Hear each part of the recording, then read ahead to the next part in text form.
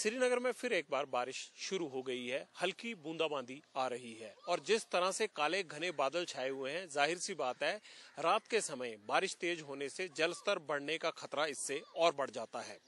आमतौर पर अप्रैल के महीने में झेलम नदी 10 से 12 फीट के ऊंचाई पर बहती है, यानी उसका जलस्तर 10 से 12 फीट होता है। लेकिन अभी हम आपको दिखाते हैं जो गेज लगाई गई है उसके हिसाब से अब तकरीबन 19.5 से 20 फुट के बीच में पानी खड़ा है, यानी जो पानी का स्तर बढ़ा है वो 6 से 8 फुट के बीच में बढ़ रहा है और कम हो रहा है। लेकिन अगर हम सुबह से अंदाजा लगाएं तो जो 20 फुट के करीब पानी चला गया था वो अब तकरीबन 6 इंच कम हुआ है शाम होने तक।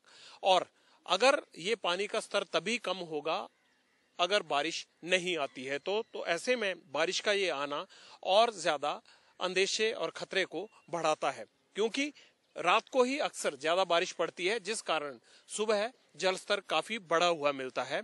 तो अगर हम बाढ़ के लिए जो पैमाना तय किया गया है वो 19 फीट पर फ्लड का जो है वो फ्लड गेट से पानी को डाइवर्ट करना शुरू कर देते हैं झेलम का, उसका वो निशान 19 फीट के करीब माना जाता है। लेकिन ये अब खतरे के निशान से ऊपर बह रही है झेलम, क्योंकि 19 फीट और 20 फीट के बीच में पानी इस वक्त भी रिकॉर्ड किया गया है।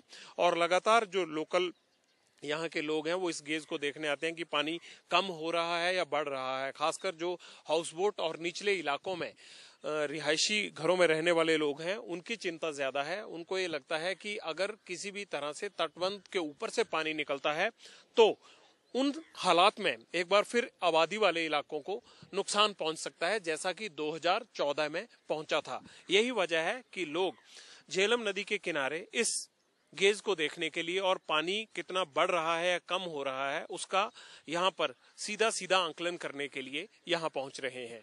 जाहिर सी बात है कि झेलम के बढ़े हुए जलस्तर से लोगों के माथे की शिकन तो बढ़ी है, लेकिन अगर मौसम ठीक होता है तभी ये जलस्तर घटेगा। और जैसे बूंदाबांदी फिर शुरू हुई है, रात को अगर तेज बारिश दोबारा होती है तो ऐसे में ये जलस्तर बढ़ना और लोगों के लिए मुश्किलें बढ़ना भी लाजमी हो जाएगा। कैमरामैन अमित शर्मा के साथ जगविंदर पटियाल, एबीपी न्यूज, श्रीनगर।